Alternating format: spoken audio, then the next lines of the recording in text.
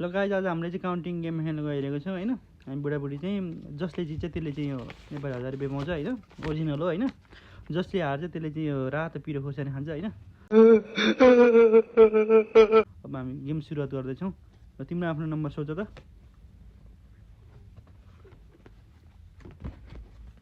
सोच्यौ?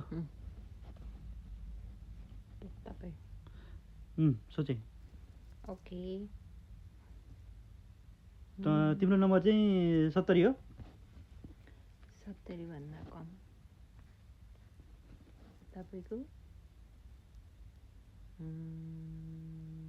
50। थोरै। त्योभन्दा कम। तिम्रो नम्बर 50 हो? त्योभन्दा थोरै। तपाईको 40। थोरै, त्योभन्दा कम। तिम्रो नम्बर 30 हो? भन्दा बढी। तपाईको 38। कम, त्योभन्दा कम। तिम्रो नम्बर 35 हो? या यस, मैले गेम जितेको आएछ होइन। मैले चाहिँ 1000 रुपियाँ जितेँ। 1000 रुपियाँ।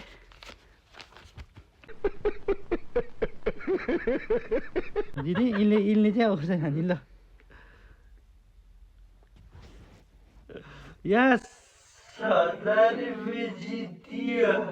कसलाई खानु मन लाग्छ आउनु होला।